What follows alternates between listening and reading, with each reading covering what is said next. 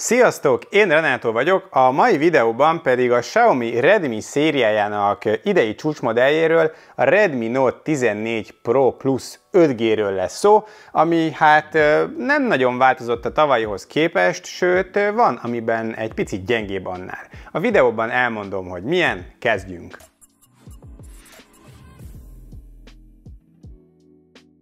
A kicsomagolással kezdem. A csomagban legfelül van a telefon egy papírba csomagolva, hozzám ebben a szép fagyos kék nevezetű színben érkezett. Alatta vannak a tartozékok, egy SIM-kiszedő, egy szürke szilikontok, pár füzetecske és az USB-A-tól USB-C töltőkábel. A dobozban töltő már sajnos itt sincs, alkalmazkodva az új töltőkre vonatkozó EU-s jogszabályokhoz. A design idén 2 év után megváltozott, a külön kiálló kameralencsék helyett egy kerek kamerasziget lett a hátlap közepén, és variáltak a színekkel és az anyagokkal is. A nálam levő fagyos kék színű modell ez Gorilla Glass 7i hátlapot kapott, amire azt mondják, hogy dupla olyan törésálló, mint a Gorilla Glass 5. Egyébként alapvetően a telefonra is azt promozzák, hogy sokkal ütésállóbb, mint korábban. A fekete modell is ezt az üveg hátlapot kapta, míg a lila színű egy puha tapintású műbőr hátlappal érkezik. A keret alumínium és az előlap pedig Gorilla Glass Victus 2 üveg, és idén is le van kerekítve a panel a széleken. A vízállósága IP68, tehát teljesen vízálló. Jó kézben tartani, egy minőségi telefonnak érződik, jó anyagokból, külső szempontjából kifogástalan a készülék. Nézzük meg szemből, nagy 6,67 hüvelykes kijelzőt kapunk, ez gyakorlatilag ugyanaz a panel, mint tavaly. 1,5K-s felbontást ad, ez 446 pixel per inch sűrűségnek felel meg, ami nagyon jó, éles képet biztosít. A fényerőt 1800 nitről 3000-re húzták fel, de természetesen ez csak pontszerű fénysűrűségre vonatkozik, teljes kijelzőn 1200-at tud, de az is nagyon remek érték, napsütésben is tökéletesen leolvasható. Van HDR10 Plus is, Dolby Vision is, 100%-os P3 színskála lefedettség, 12 bites színmélység és 120 Hz-es képfrissítés is, utóbbi adaptív. A kijelző gyönyörű szép képet produkál, szuper éles, remek színekkel, kontraszttal és mozgás megjelenítéssel rendelkezik. A tavalyi negatívum az idén is megmaradt, nincsen Always On Display, csak 10 másodpercig képes ez megjelenni. Extra idén, hogy van Wet Touch nevezetű technológia, vizes kijelzőn vagy vizes ujjal is lehet navigálni. A kijelző alatt van egy új lenyomatolvasó, ami jól, gyorsan és pontosan dolgozik. Hangszóróból sztereó kialakítást kapunk, Dolby Atmos szabvánnyal, a hangzás jó a középkategóriában, de ettől azért vannak jobbak is. Jön a hardware, ami érdekes lett. Qualcomm Snapdragon 7S Gen 3 a szíve, 12 GB RAM-mal és 512 GB-s tárhellyel. Ez papíron jól hangzik, a középkategóriában ez egy átlagosan jó felhozatal, ami viszont érdekes az az, hogy a RAM és a tárhely specifikációja tavalyhoz képest gyengébb lett, LPDDR5-ről LPDDR4X és UFS 3.1-ről UFS 2.2-re léptünk vissza. Az új hardware teljesítménye egy picit erősebb csak a tavalyinál CPU terén, a GPU az pedig talán még egy hajszállal gyengébb is annál, ez látszik a benchmarkokon, csak pár százalék az eltérés. Egyedül az AI számítási teljesítményben lépett előre, a gyártó elmondása alapján akár 40%-ot. A stresszteszten gyakorlatilag tökéletesen teljesít, nem veszít teljesítményt és melegedésre sem hajlamos, stresszteszt alatt is csak alig érezhetően langyos a készülék felső része. Természetesen ez a hardware bőven elég erős a telefon villámgyors és akadásmentes futtatásához, és játszani is nagyon jól lehet vele, szépen viszi a szokásos címeket, mindenféle erőlködés és lag nélkül, de az megjegyzendő, hogy ennyi pénzért házon belül is vannak ennél erősebb hardware-rel rendelkező készülékek. Adatkapcsolat terén hozza a kötelezőt, 5G Dual SIM, van eSIM is, van Wi-Fi 6E, Bluetooth 5.4, NFC és infra is. A hívások minősége, valamint a GPS jel, az pedig hibátlan volt a teszt alatt. Szoftver. Tavaly azt mondtam, hogy felemás érzéseim vannak, és ez idén sincs máshogy.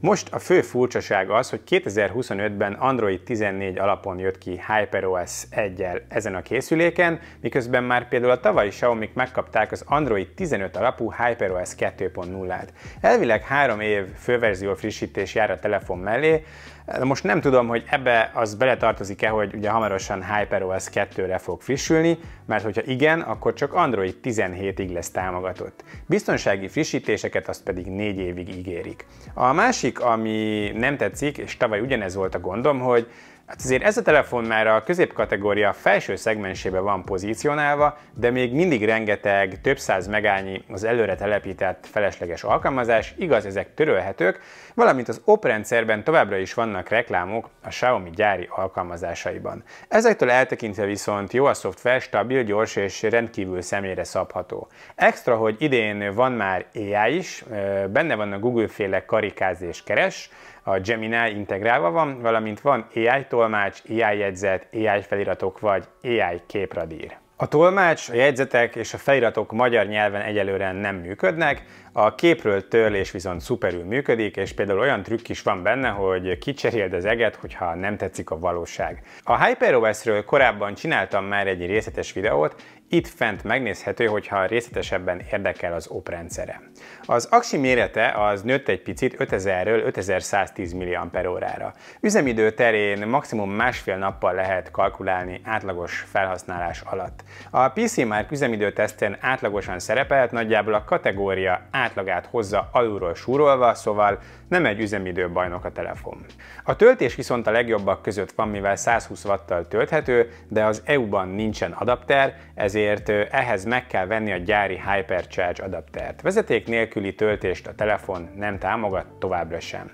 Nekem 90 wattos Hypercharge adapterem van itthon, azzal is elég gyorsan feltölthető a készülék. Nézzük a kamerákat. A selfie kamera új, 20 megapixeles egység, de a hátlapi egységek igazából copy-paste is lehetne. A főszenzor ugyanaz a Samsung HP3-as, 200 megapixeles, valamint van egy 8 megapixeles ultraszéles, és még mindig meghagyták a 2 megapixeles makrót. Nézzük a fotókat. Az elsődleges képei jók, nem várnék mást ettől a szenzortól. A dinamika és a színek nagyon jók, a részletesség pedig kiváló. A nagy felbontás miatt van 2-szörös és 4-szeres digitális zoom, ilyenkor a szenzor közepét használja a telefon. A képminőség a 2-szörösnél még jó, a 200 megapixel azért elég sok mindenre elég, gyakorlatilag telefotóként tud funkcionálni, de 4-szeres nagyításnál már azért látszik némi gépi élesítés. Makrózni is lehet vele, mert közel van a fókuszpont és bátran lehet vele zoomolni. A portré módban a fotókkal nincsen gond, a háttér elválasztás és a bokeh hatás jó, a fotók egészen szuperek. A 8 megapixeles ultraszéles évek óta ugyanaz az egység, de most már azért eljárt felette az idő. Jó fényekben azért lehet vele egészen elfogadható fotókat készíteni, de az elsődlegeshez képest ég és föld a képminőség, és a konkurensek között van már ennél sokkal jobb is. A makró az teljesen értelmetlen, 2 megapixel nem elég egy fotóra, érdemes az elsődlegest használni zoommal, hogyha makróznál. A selfie egység egy új darab, de nagyjából olyan, mint a régebbi volt, teljesen átlagos. Éjszaka van automatikus éjjeli mód, és az elsődleges nagyon jó fotókat csinál, a dinamika, kontraszt, színek nagyon jók, és nincsen zaj sem. Az ultraszélesnek is van automatikus éjjeli módja, de a fotói nem jók, zajosak és lágyak, de legalább a dinamika az jó. Videózni 4K 30 képkockában lehet az elsődlegessel, és 1080p 30-szal az ultraszélessel. Az elsődleges felvételei részletesek, nagyon stimmelnek a színek, és jó a dinamika is. Az ultraszéles felvételei ugye Full HD-sek, a színek és a dinamikája egyébként jó, de a részletesség és a kép élessége hagy némi kívánnivalót maga után ezen az árszinten. Éjszaka van némi képzaj, de a színek és a dinamika rendben van, egészen jók a felvételek. Az ultraszéles viszont szemcsés, zajos, lágy, gyenge ez a kamera sötétben is. Ez volt tehát a Redmi Note 14 Pro Plus 5G. Ez egy remek telefon, de tényleg nem sokat változott a 13 Pro Plus óta.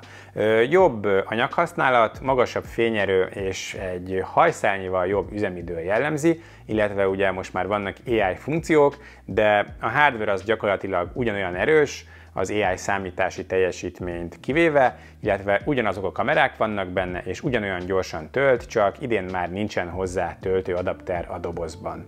A listára változatlanul 199.990 forint lett. Bevezető akcióban február 9-ig vagy a készlet erejéig hivatalos helyen vásárolva jár mellé ajándékba egy Redmi Watch 5 aktív okosóra, illetve egy ilyen Redmi Buds 6 füles is. Ebben az árkategóriában azért elég nagy a verseny, Összességében ez egy jó és tényleg eléggé kiegyensúlyozott telefon, de például kamerás szempontból vagy hardveres szempontból vannak jobbak is ezen az áron. A Redmi Note 14 széria egyébként 5 modellt vonultat fel, mindegyikről lesz majd teszt. A most bemutatott készülék a csúcsmodell, de vannak olcsóbb variánsok is a pakliban, például a plusz nélküli sima Pro 5G variáns. A szinte ugyanez a telefon, lassabb töltéssel és pár AI funkció nélkül 40 000 forinttal olcsóbban. No de hamarosan jövök a széria többi tagjának tesztjével is. Köszönöm szépen, hogyha végignézted a videót, hogyha tetszett, akkor kérlek nyomj rá egy lájkot, és iratkozz fel a csatornámra, ha érdekelnek még hasonló mobilos tartalmak. Legyen szép a napod, viszlát a következő videóban, ciao.